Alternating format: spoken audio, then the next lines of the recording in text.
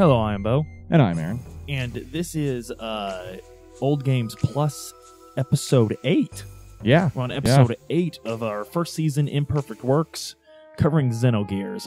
If you're just now tuning in with us, you're going to have to go back anyway, but I'll go ahead and let you know. I'm finally not sick of saying it every time. Old Games Plus is we take a game that affected our mentalities as youngsters. Mm-hmm. And something so basically we look at how we saw it as a kid, look at how we see it as playing it as an adult again. Yeah. And I think it basically explore that contrast there, if there is one. Sometimes we had the idea right the first time. Yeah. Yeah. And like especially like it's a great way of seeing the way that the game, like in this particular case, Xenogears, how it affected us as we grew up.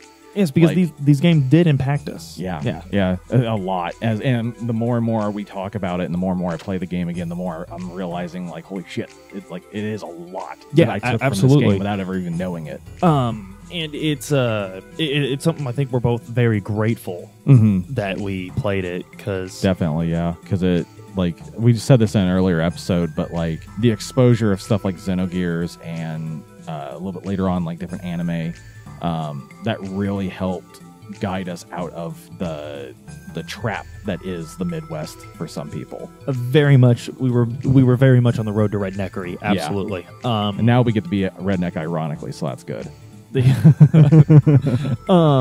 There's virtually nothing redneck about either one of us. No. Aaron's sitting here in a Metal Gear Solid hat with a Kanagawa Japan hoodie, with my anime tattoos hidden underneath, and I have a Cowboy Bebop t-shirt and just shorts. I like to be comfortable. Nothing wrong with that. Yeah. So where we last left off, Faye and Rico have solved a murder together. Yep. Rico's made it clear that this doesn't make them friends. Nope. No friendship yet. And they have a championship fight. Yeah. Now, something we haven't explored a whole lot of is that the award for winning this is freedom. Yeah, which is really okay. Yeah, so like the whole point to the gear fights, it's very much like a Roman gladiatorial thing. Where, the gladiators go in, and if they win, then presumably at the end, if they become the champion, they can get something. Yes. And that can range anywhere from like what Rico's doing, where you just like live as a king. Yeah. Since Rico doesn't leave, you can join the military and become an officer and live a life of glory for the Empire. Or you can just straight up get freedom and just do whatever the hell you want. So that's what Faye wants. Yeah. Faye he's got freedom. He's got shit he has to do. So, you get out of the sewers, you go to bed, you do your semifinals. Not much happens there. It's just more fights with dudes, like other battlers. Yeah. The last one you fight, though, before you go into the champion fight against Rico, it's a weird looking gear in the animation.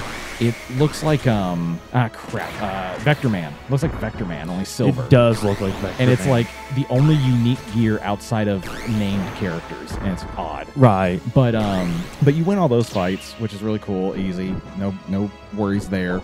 Afterwards, Hammer comes and talks to you, and he gives you this big old pep talk, because Faye is like, I'm not going to win tomorrow. Like, Rico is going to kick my ass. He's too good. And I remember as a kid, I didn't pick up on this, and I just thought Faye was being a baby. But as an adult playing through it again, it's weird that Faye's reacting like that, because like the game's letting us know that the game is hammering it into our heads that Rico is not at 100%. Yeah. And Rico he's pushing out a lot of bravada or bravado. Yeah. I don't know what that. I think a bravada is a car, isn't it? It's either a car or an instrument. Yeah. I don't know. We just said we're not rednecks. I don't know these things. So it's but he's very much not behaving like someone that knows they're going to win. Yeah, he's 100% just trying to maintain the rep, so to speak. Even though his arm is apparently. What's funny is like they talk about he's got this wound on his arm. Oh, your arm is still wounded.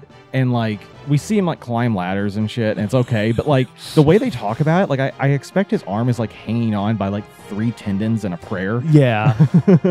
But Faye's not too sure about it. So Hammer gives him a little bit of a pet talk. And then they decide that they need to do some last minute checks on Waltall, just try and see if they can get any more tune up on it, because Faye's going to need all the help he can get. So they decide to go get Citan, since Citan knows everything. And they go down to the gear bay, start working on it. Still pretty pessimistic about their chances, because the parts they were able to get are junk. And then as they're talking about this, a voice off screen starts laying into Faye about how he's still being an idiot and he hasn't learned anything yet. And then we see Wise Man standing in the rafters. Yeah, so Wise Man's changed his tune since last time. And this is something I noticed in both ages. He was kind of like, oh, haha, you don't remember yet. You will. It's fine. And at this point, it's like, get your shit together, Faye. Yeah. Yeah, the first time when he met Faye at the tournament, he was just like mocking him. He's like, what the fuck's wrong with you? Like, what are you doing? Yeah. You can do this. Like, what are you doing? And now he's like, dude, we need to talk. And you get into a fight with him. And the first thing he does is just do this rapid fire key attack, basically. And Faye's like, literally, Faye goes, whoa, you're serious? Yeah. And Wise Man's like, yeah, we're doing this. You will die this time if you don't fight me. We're running out of time. And so you fight him. And then after you do sufficient damage, he one-shots you with one of Faye's techniques. And you get this nice long dialogue where they talk. And Faye wants to know, like, how the hell do you know my fighting style? And Wise Man's like, actually, you know my fighting style. And he lays out to Faye right here that he was the one who took Faye to Lahan. He's the masked man that arrived. He's the Faye. masked man. And he goes on to explain how he knew Faye's father. And Faye's father and him were like basically best friends. They trained in martial arts together. And after they lost contact, because they both went their own ways to like get stronger, that's when Faye's father started having. That's when Faye's father met his future wife, Karen. And then that's also when they ran into issues with Gareth. And having Gareth wanting Faye because Faye has some kind of like special power that were hinted at. Right. It's a really good scene because like he's laying out all this information. But what's really interesting about it is like at the tournament in Ave, Wise Man's just like, dude, what are you doing? Like you can do better than this. And then when Faye's like, who the hell's my dad? Like, you know my dad? What the hell's going on? He's like, Wise Man's like, wait, you don't remember? And Faye's like, no, I don't remember anything. I began in Lahan. That's all I got. And Wise Man's like, oh. Right. But it's not as urgent. And now Wise Man, something's got him feeling the itch. Yeah. Something's got, and I remember that whole story that he gives. I don't know why when I was a kid, but the whole time I'm like, this is Star Wars. Yeah. This is Star Wars. He's talking about my dad. He's a little too He's a little too unfamiliar with my dad. So he's like I have approximate knowledge of your father. It's kind of like very suspicious. It's kind of like Ben Kenobi talking. No, that's what I mean. Yeah. I was like, it's Star Wars. Yeah. It's oh, of course I knew your father. Here's some half truths. Yeah, here's only part of it. But yeah, he's and it's very clear because like he dances between like how he talks, like the verbiage they use. Yeah, it dances very heavily between the between like him like knowing everything and then him almost clearly like choosing his words. Yeah, and it's very interesting how it goes. But yeah, he explains everything about how Faye's father Khan married Karen. Karen died. I believe he also identifies him as an officer of Shabbat at this point. He does at one point, yes. Yeah, because he at first he just says that your father became a military officer in a certain country, and then as they go through the conversation, Faye's like, "Well, hold on, before you go, like, what country? Was my father from?" And then he mentions then that the country was a place that's shielding itself named Shavat. So one thing I noticed as an adult is most of the time in JRPGs, because I had a lot more JRPGs under my belt by the time I played it again as an adult, most of the time when there's big information dumps like these, the main character's like, oh yeah? Yeah. One one thing that's really different about Faye is he actually demands clarifications and he makes follow-up questions and things like that. It's very different from a lot of them. Like one of the first ones I'm thinking of is Lloyd in Tales of Symphonia. Oh my god, Lloyd is just happy being handed whatever you're giving him. Lloyd just accepts it all, and he's there for the ride. Yeah. God, I love that game too. It's a fantastic game. We'll have to talk about it on the show at one point. So Faye, he asks follow-up questions. He's getting frustrated with his disadvantage he has with everyone. Yeah, and this isn't, it's not just one of those like, I wish I knew what was going on. He doesn't like being at a disadvantage with literally every person. Yes. Yeah, he clearly doesn't like it, and one thing that's really cool about it too is that, like, not only is he tired of it, he's also tired of the fact that people are intentionally being like vague. Yes, he knows they're holding back. Yeah. He knows they're hiding something. And he's like, I know I'm stupid, guys, but I'm not that stupid. Right, exactly. Although then he immediately proves how dumb he is, because Wiseman at one point, he describes Karen. And this is one of the points where Wiseman's kind of giving himself away a bit. But he's like, yeah, so your dad, he met this woman, Karen, and she was a flower in bloom. And Faye's like, flower? And then Satan's like, he means she's beautiful, dumbass.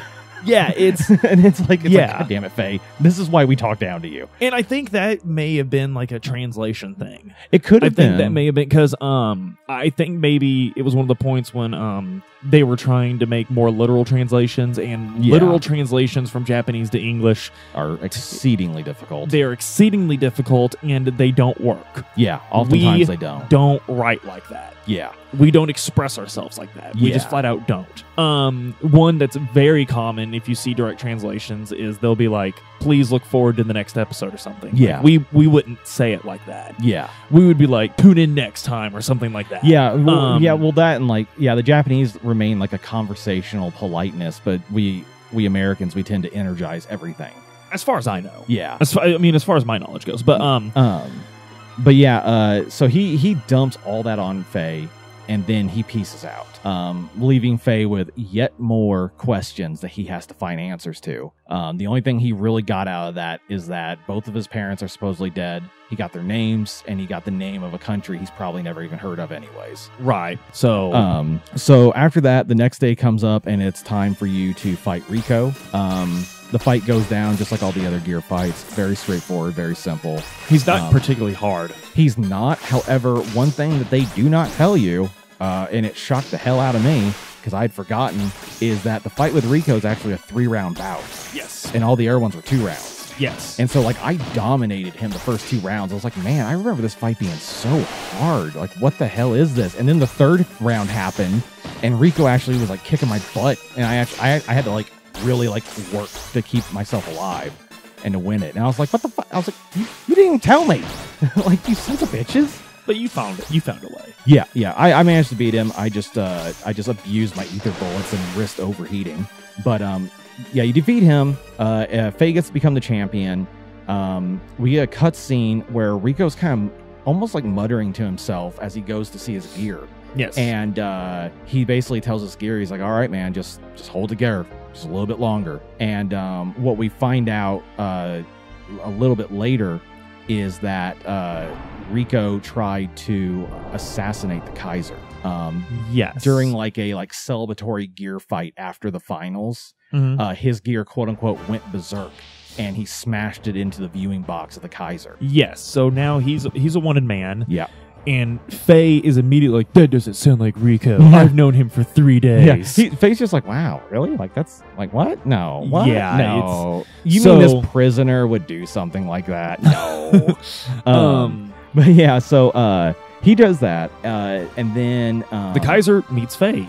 Yeah. We get a cutscene beforehand where we flash back over to Ave, and we get to see Ellie again. And Ellie and her crew are getting ready to go down the loading docks to get to their gears and ships. That's right. Yeah. And while she's looking at all the ships, they realize that only one of them is piloted. The rest are controlled by ether. So the rest of them are all like remote control, right? And she runs into one of her old friends, if you could call her that, Dominina, from the Elements. Dominia. Yeah. And they have a little bit of a back and forth where Ellie's like, you're here? And she's like, yeah, you know what, Ellie, I'm not surprised that you're still dumb and like trying to get out of duty. And like she talks mad smack through the whole encounter, especially towards like Ellie. She's like, you always were trying to get out of your duty. I'm not surprised you'd be asking these questions. And then Ellie's she's like, well, all right, fine. Like what are we doing here then? Like, what's the mission? And Dominia's like, oh, well, it's a purge. We're gonna kill them. We're gonna kill them all. We're gonna blow up the reactor, and that's it. Not just the men, yeah, but the women and the children too. And Ellie's like, what? And Dominia's like, yeah. She's like, these lambs, these service dwellers, they're garbage. If we let them get out of hand, they're gonna like ruin the world. We gotta do this. That's why we're the shepherds. And Ellie's just like, you're a land dweller. This is what I like. This is, and when I was a kid, I was just like, this is like odd. Why would she want to hurt? Like, it was like, why would she want to hurt her own people? Mm-hmm. Like that was, it just sort of started and ended there. But like as an adult, like, man, you see so much of this in real life. Yeah. Like it's like, Dominia's like, look, these poor people, we've got to do something about them. Like every single day, my favorite politicians are on TV saying we have to do something about them. Yeah. I'm not poor. I work at Toyota, not Taco Bell. Okay, so I build cars. I don't put tacos together. Yeah, that's what you do. I am marginally higher on the ladder than these people. Don't lump me in with them. It's so funny too, because like you get a clear like showing of like the mentality of these people, especially the elements and what's happening with Ramses with his little movement within Solaris. Because Illy's just like, you were chosen. You're a land dweller. And Dominia's immediately like, she's like, Lord Ramses chose me. Like, totally brainwashed. And she fully believes this Lamb's Able thing. Yes, and like she's hardcore. really into Ramses. Yeah. Really into Ramses. Which we'll see as we go further. That's a really strong running theme with all of the elements who also just so happen to be women. But as I said, as a kid, the only thing I got from this was like, Dominia's a weirdo. Yeah, she's a weirdo. About the only thing I got from it was that I was just like, you're a bitch. But as an adult, it's a lot deeper, and like this almost seems to be the moment where Ellie's like, what am I doing? Like this really, I feel the same way that like I never really picked up on that as a kid, but on this playthrough especially, I kind of felt the same. Like I feel like this is the one step away from the final straw kind of thing, where Illy is really, really starting to get to the point where she's like, what the hell am I doing? Like, this is not right. Dawn described it on the podcast we did, the other differently themed, I promise, if you want to enjoy both podcasts. But Dawn described it perfectly, and that is, it's Ellie was that girl with the Fox News parents that went to college. Yeah. And then came back home and was like, oh. Oh, no. Oh. So, anyway, but Ellie has a job to do. Yeah. She has her reservations, but she still has not left the military. Not yet, yeah. And so she ships out. Yeah, they all ship out, and then we get back, and Faye and Citan and Hammer start working out their plans on how they're going to get Waltall back. They learn also during this that they need to go visit the Kaiser, and then Hammer runs off to the civilian block where he'll meet him up with information. Right. So they run off to go meet the Kaiser. They get in. As soon as you get into the door, Rico shows up, and he starts talking about how like, I see they've reduced security to lure Faye in. Okay, well I'm gonna sneak in here, and he like climbs up with his supposedly injured arm and climbs up a wall, not a ladder but a wall, and gets into the vents and disappears. You get to wander around the base for a little bit. This actual capital part of the capital city, the capital block. You get to wander around there for a while. Most of it's just little world building stuff. There are a few things that are interesting before you meet the Kaiser. One is that you can walk into like a battle room where they have a hologram of a gigantic looking ship called the Goliath, and they're talking about how this will win the war, period. Not even Gepler's going to be able to stand up against it. Yes. That's kind of cool. One thing, though, that I forgot all about playing this game is if you go down to the basement, there's a dude literally hiding behind the stairs with a dog. And if you go talk to him, he's like, don't tell anyone I'm keeping this dog down here. He's like, just don't tell anybody. Like, I found this dog outside of Lahan, half dead. But look at him now. He's happy. And the weirdest thing about it is no one says a fucking thing. Like, Faye doesn't react. You just hear the guy say, yeah, I found this dog half dead outside of Lahan, and I nursed him back to health. And then you can talk to the dog, and the dog barks, and that's the end of it. Right. But it's like as a player, you're just like, oh my God. And then if you go further in there and talk to people, every last one of them, and every random NPC in this building almost, they talk about how they're really upset that a bunch of dudes died on a mission near a village called Lahan. And there's a whole bunch of women in the basement, more like talking about, like, I know he's going to come back. He'll come back. He went to Lahan. Oh, wow. He'll be back. Yeah, they're This all is doing news it. to me. Yeah. This is news to me. I didn't know that. Yeah, there's like at least like every soldier talks about how they can't believe that they lost men outside of Lahan. One of them asks about a red gear, if you've seen anything about a red gear, and how, boy howdy, would it be cool if we could get him on our team. And then there's, like, throughout the city, but a lot of the people in this actual capital block, they talk a lot about how they, like, this, it's all subtle. Well, it's not subtle stuff, but it's all vague stuff. They'll just be like, he'll be back. I know he'll be back. He went to Lahan. He'll be back. Or he's fine. I know he'll be okay. You know, I don't care what they said about what happened in Lahan. He'll be back. You know, Right. you hear a lot of that kind of stuff. Yeah. And Faye doesn't react to any of it, but it's a really interesting thing, because I don't know too many other games, even ones that are super in-depth in their story from this era or later on, that will really harp on events like that. Yeah. So that you, the player, has to be reminded of the emotional impact of what you know happened. Right, and it's really one of the first games that I experienced like that. Mm-hmm. Because I remember there was a lot of times I felt like there was just way too much text as a kid. Yeah. There were times when I was like, this isn't really... I loved it, but at the same time, I'm like, this isn't really what a video game's supposed to do. Yeah. This isn't what I'm supposed to be getting out of a video game. Yeah. But as an adult, I absolutely love it. I think it was a way ahead of its time. I think it influenced a lot of both Western and Eastern video games. Mm-hmm. Definitely. Whether they want to admit to it or not. Yeah. I think Xenogears made it okay for your game to be extremely narrative intense. Yeah, I would agree. It definitely opened the door to that entire, like, kind of subgenre of And gaming. something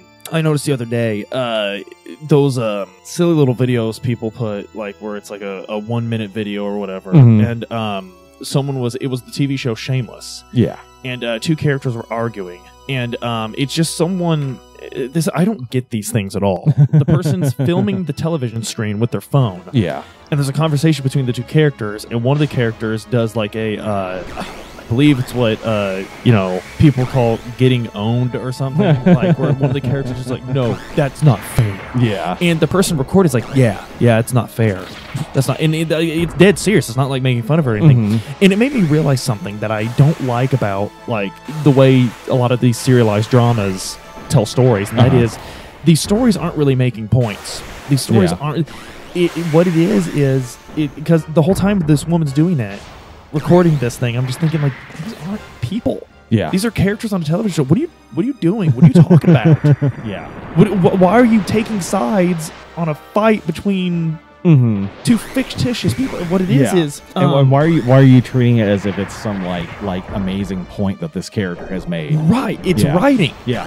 And I really enjoy, and I notice when people talk about these kind of shows, I noticed it when Game of Thrones was still going on. This is how people came and talked about Game of Thrones. This is how people talked about the Shameless show or any other drama show they watch. And what it is it's just like increasing your scope of gossip. Yes. You're not learning anything watching this. Yeah. You're not being challenged to think in new ways. There's no deeper thematic elements. There's no pathos to any of these shows. Yeah. These shows are just so it's literally just an oh no he didn't. Yeah. Every 5 minutes. Yeah, and it's so that, like, you can feel like you get to be part of the gossip of the office when you're not. It's just more water cooler talk. Yeah. It's absurd, and yeah, I don't. That's the reason why I don't watch any of that crap. I think Xenogears heightened my standards on that, where it's like, I want a story where I can dig deep and find out there's a reason. Like Tetsuya Takahashi and Soraya Saga, they legitimately wanted to make something. They were very moved by the power of belief and what it can make people do. Yeah. I think it was Soraya Saga that said Xenogears is a game about where do we come from, what are we doing, where are we going. Yeah, it's powerful stuff. It really is. It's very powerful stuff, and it's again, I'm going to say this so many times doing this because it's the whole point of the show, but I'm so grateful to have been exposed to it at such a young age. Yeah. Because that's what's made me have these higher standards to where I look at just crap where I'm just going to be watching it going like, you know, like I don't want a TV show where I can't believe that Greg cheated on Makia. I know. It's you so know, dumb. I don't want that. And like what makes me really angry is whenever they put that kind of crap in other stuff. Like that's what Game of Thrones was. Yeah, and The Walking Dead. And I'm just so glad. I'm so glad that last season was so bad because now we're allowed to shit talk it. Because before, you can. Before, if you pointed out this stuff, it was let people enjoy things. Yeah. And then you bring up the fact that all those people that said that crap on everyone that likes Nickelback, but whatever, right? Yeah. Because let people enjoy things is let me enjoy the things I like. Yeah. Don't you shit talk my thing. Exactly. Yeah. Even though my thing is objectively awful. So thank God that last season was so shit because we're allowed to say this now. Yeah. It's safe now. Yeah. Because no one's gonna come to the heaping pile of dog shit's defense anymore. Thankfully, no. God. Yeah, no, I feel the same way. I'm really happy that I was exposed to Xenogears when I was. And I, like, not only Xenogears, but, like, there's been a lot of other things I got lucky to be exposed to because when I was super, super young, like, all the way up through 3rd grade, I couldn't read for shit. I could not. Like, I just couldn't. I sucked at it, and I hated reading. Got lucky and got a tutor in between 3rd and 4th year, and I don't know what they did, but she made me read. Like I figured it out, kind of thing, right? And the first book I ever read was The Hobbit. That's the first actual book I ever read. Like I read stuff like Animorphs, but I barely count that. Right. But like the first book I read was The Hobbit, and then The Lord of the Rings, and then the Dragonlance Chronicles, and then video games started kicking out to where they were, and I went from that kind of exposure into stuff like Xenogears and Metal Gear Solid and Final Fantasy and all these other ones. And it's really nice that, like, especially for me, someone who struggled with the idea of reading and enjoying things, like stories. Absolutely, yeah. I got exposed to the right stuff. I got exposed to stuff that made me think. And I've never really been one for the gossipy nonsense because of that. Right, and it's thank goodness, right? Yeah. Yeah, because I mean, I have this brain that evolution spent 7 billion years making for me. I'm glad I get to use it. Might as well use the son of a bitch. So speaking of using, so Faye and Seitan, they go meet the Kaiser finally, and they start to talk to him. The Kaiser wants Faye to join him, like join the army. He wants Faye's power, kind of thing, like everyone else seems to. As they're talking, Rico falls out of the frickin' ceiling, crashes in the Kaiser's room. We've just been talking about like Xenogears. It's this really deep thing, man. And like there's literally the streets of the we get this cartoony. He falls, jumps up, looks over at them. His sprite changes where his hair stands up and his eyes get wider. It looks like one of the Chrono Trigger sprites. Yeah, and he's just like, "Oh, hi guys," and he literally he does the hamana and runs for the door, and he hightails it out of there. And the Kaiser does it. The Kaiser literally does the shaking the fist thing, like "Get that demi-human!" And then like it's so good because it continues. Like he runs out into the hall and he's like, "I gotta hide somewhere." He's like, "I can't go downstairs," and so he runs over to this other room that's guarded by these two dudes, and he's like, and as is typical of anime and stuff like that, we go from the goofiest shit ever to a very serious moment because he goes in a room. And he is immediately, and he smells something. Yeah, he smells a familiar scent. And what I like about this is when I was a kid, I was like, smells. All right. But as an adult, I have learned in the intervening years that smell is the strongest sense tied to memory. Yes. A smell will help you remember better than anything else. Yeah. And he's getting memories of his mother from this room. Yes. Yeah. He has a full flashback, and it is, I had forgotten how depressing it is. But we see a little boy like hanging out in this like junky looking house talking to his mom, and she keeps coughing and trying to explain things to him, like why doesn't he have a father like everyone else? Yes. Why is it that his ears are getting pointy and his nails won't stop growing, and all the kids are calling him a demi-human? Yep. And he's upset because he's not human. and that means that she's not his mom, and like he doesn't want her not to be his mom. And then it keeps going until she freaking dies of like whatever illness it is. Well, also one thing we need to mention, he mentions hating his father. Yeah, because his father's not there in something that we don't really ever get explained to us. Mm-hmm. It's probably in Perfect Works. I need to read about it, but she gets on him. She's like, no, he's a great man. Yes, there's circumstances, stuff's going on. Yeah, she's like, there are things you don't understand. And so she dies, and he's alone. Yeah, and Rico, and it kind of ends there. The flashbacks. Yeah, Rico. At that point, Rico's just like, "Was that my childhood memories? Like, why am I remembering that?" He seems shocked to remember it, and he's like, "Why do I remember it here?" And so, anyway, the Kaiser winds up in the room. Yeah, they Faye and Seitan go in. Get Rico. You can take a locket off the dresser. Yes. And only Rico he's the only one in the party who can equip it. Yeah. They go out, they run into the Kaiser, and Rico's arrested. Yes. And we get something extremely important from the Kaiser, and that is he goes into the room. He's upset because no one's disturbed the room, and however long he's kept it preserved. But the most important thing he says, he's like, only people... Yes. With there's a device on the door. Only people with my blood should be able to enter this room. And he's like, how did he get in here? And one thing that's so all of this flew over my head as a kid. You know what made it click for me as a kid? Because it clicked for me as a kid that the Kaiser is Rico's father. Yeah. The game never tells us that expressly. Never. It never just flat out states this is what's going on. But even as a child, I understood. But you know what really made it click for me when I was a kid? What's that? The Kaiser has elf ears. Yeah, that's what made it click. Because at that moment, I'm like, oh, he has elf ears. But like as an adult, I'm looking at all this, and they're like, oh, the game does expressly tell you. It just doesn't ever write it out on the screen. Yeah, but, it's very clear if you actually look for it. But yeah, because like one of the soldiers before Rico goes in there is like, he can't get in. It'll only open for the Kaiser and his wife. And then Rico goes in, and then the Kaiser, one of the guards says the same thing again with the Kaiser, and they're just like, how the fuck? Like, no, it's DNA coded. You can't do this shit. So it's pretty obvious they have to be related. But yeah, it's unfortunate that the game never actually explored it more. Right, because that's it. This is it. And if I'm not mistaken, they actually had intended to, didn't they? Yeah, there's a lot of things that were intended. But this for the version of the game we got, this is it. Yeah. Which it's good enough, honestly. So Faye's not happy that Rico's been arrested. Yeah, no. They're a little upset about it, but they're also like, well, we gotta keep doing our shit. So they run over to the civilian block to meet with Hammer.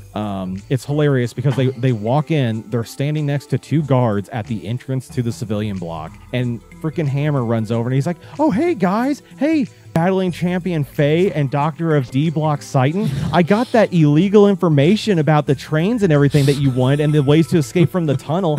And it's so funny because like it's funny because they did this probably because they didn't have a better way of animating it. But I like the headcanon I have because what happens is Faye, his sprite jumps in the air and lands next to Hammer. And then he just like clotheslines out and blocks his mouth. Like, I'm sure the actual image is Faye like came over really quickly and like, I was like, Hammer, stop doing that. But I prefer the image of Faye doing like a martial arts backflip and landing in front of Hammer and then gagging him really quick. But so yeah, they were like, dude, we can't talk about this here. Let's go. They go off somewhere private. Hammer gives them all the details about how there's an exit in the train tunnels and there's one in the arena. And so they're like, okay, cool, we'll figure out what we can do from there. And at that point, you're allowed to free roam in the civilian block. There's not a ton of things in here. There are two big things right now, medium things. One is you get to meet the doctor again from D Block.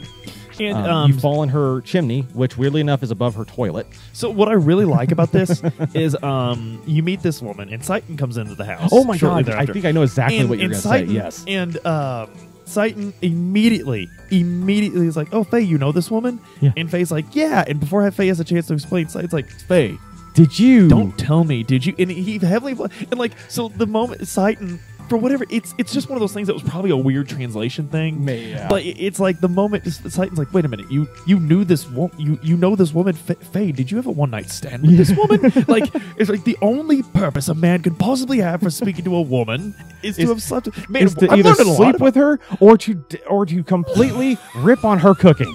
Which one was it, Faye? Because I smell what's off the stove, and it smells great, so I know what you did. It probably was a translation thing, because like there made a lot more sense in Japanese. One or both of them may have used like different God, what I can't even remember what they're called in, but different like words describing each other. Yeah, like they could have used more familiar tones. Yeah, so like one of them may have like said like coon, like Fei Kun or what happened. You know, yeah. Maybe she used like a more cutesy introduction to him, and that's what did it. But obviously, like in our American text, she's just like, "Oh, hey, Fei, what's up, bro?" And Saiton's like, "You fucked her, didn't you?" Yeah, or even calling each other by your first name. Yeah, even that would have been enough. Even that implies a familiarity. Because I remember watching anime when I was a kid, and like there would be characters that are like, "What gives you the right to just call me by my first name?" How dare you use my name like that? And it's like pushes up glasses. I was always like, as a kid, I was like, "What the fuck is wrong with this guy?" Yeah, it's like I don't want people walking around calling me my last name. What the hell? Which actually in an honorific I've never seen before is she. And the first time I encountered it was I just played through Judgment. And there's a character who gives you information. That's what it is, honorifics. And there's a character that gives you information, and he refers to you as Yagame She. And I looked up what that means because I've never heard of it. And she is when you're referring to someone that you can't possibly actually know. Interesting. So, like, if you're giving, like, an ad, like, if you're giving, like, and it's extremely formal speech, from what I read, again, if you guys know better, state in the comments, because I just looked it up on Google to know what the hell this guy on this game was talking about. But I thought it was very interesting because he's your informant, and he's using that honorific, and it's like if you're giving a speech and you're quoting another doctor's work, and you're wanting to make damn sure everyone knows this is him. I don't know him. I'm not taking credit for this.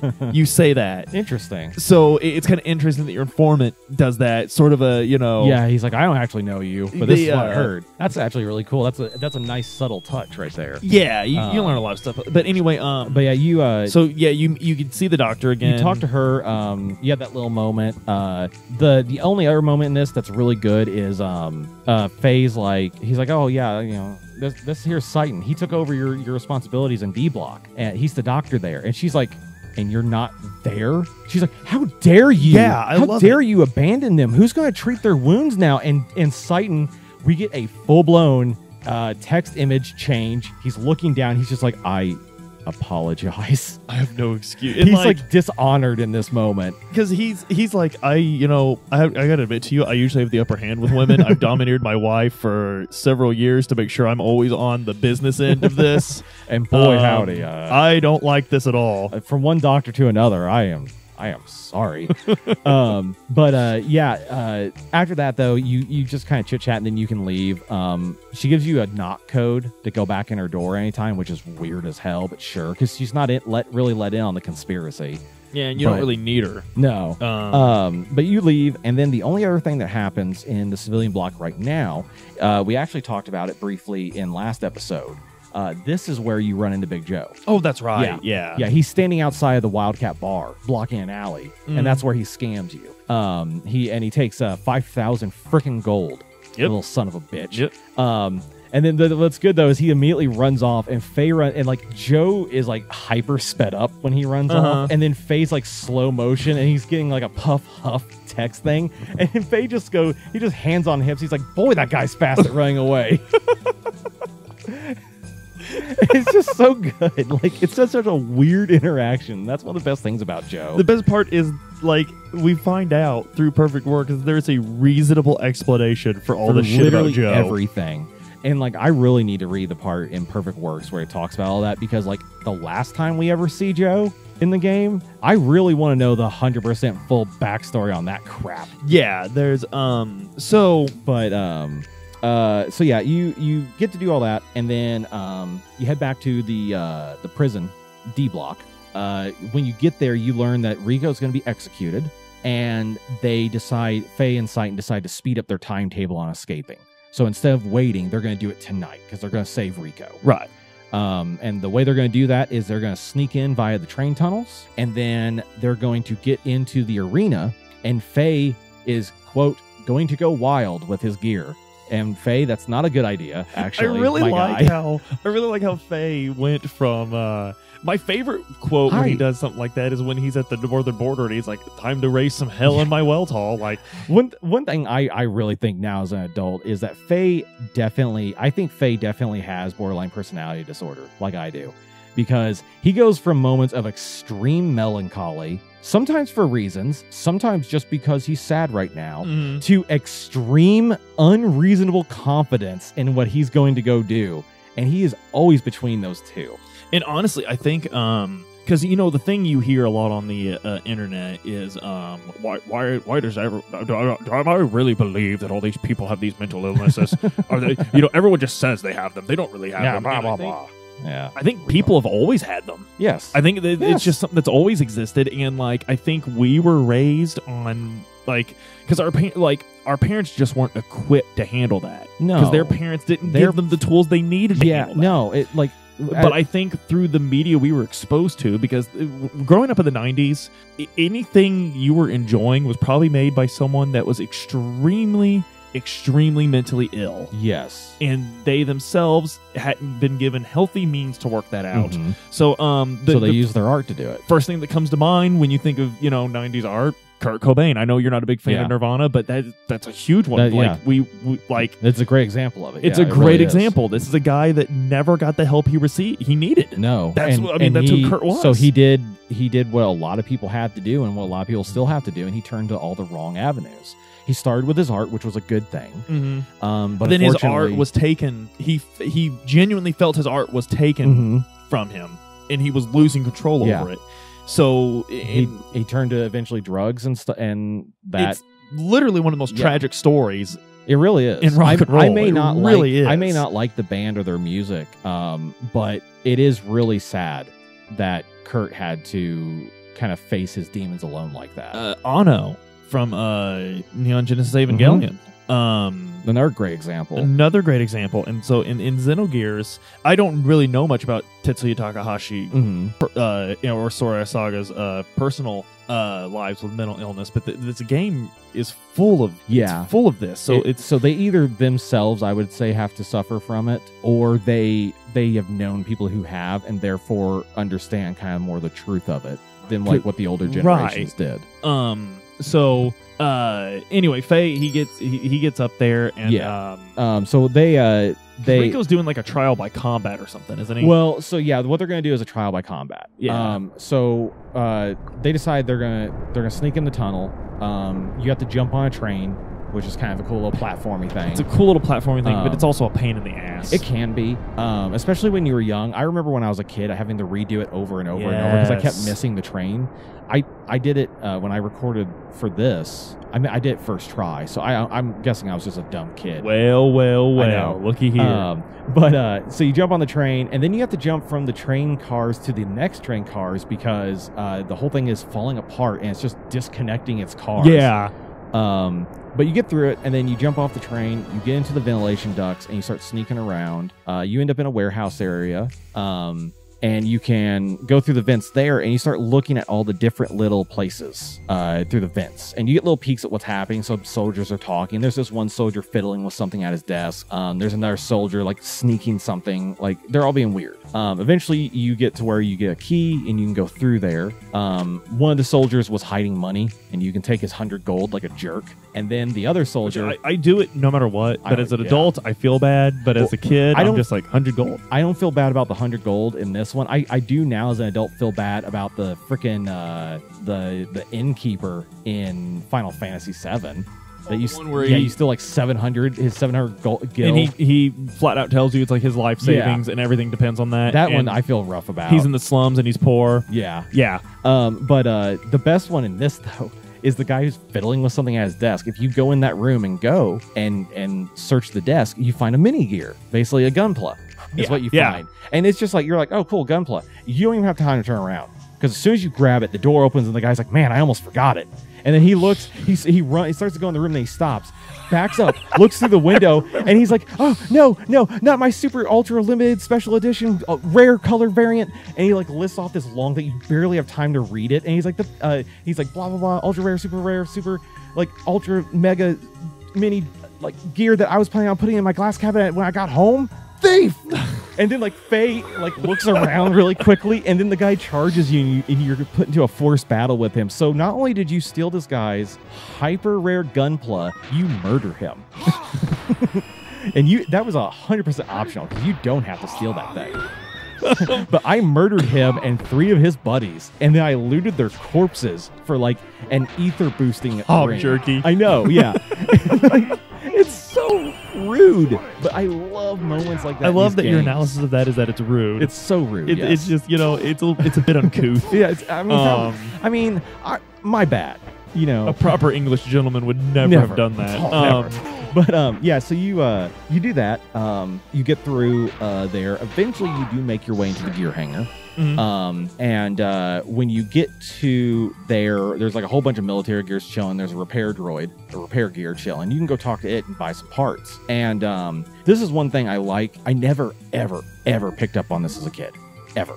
But as an adult looking at it, I think it's really interesting. When you go into the store, like a gear store, they update the gear store for future gears before you get said gear. Yes. Right? So when you open this dude's inventory and you're looking at tuning up Waltall, there's parts in there for Citan's gear, and you're like, oh, okay, we're going to get Citan's gear back soon. That makes sense. That's good. Then you see another one. It's like V. It's like it's a health booster. It's like V-3200 or whatever. I seem to remember Ellie's gear began with a V. Right. Why am I being shown parts for Ellie's gear, I wonder? It's interesting. Yes. I just love how they do that though, because like I didn't see that as a kid. I saw that and I was like, what? I can't buy this part?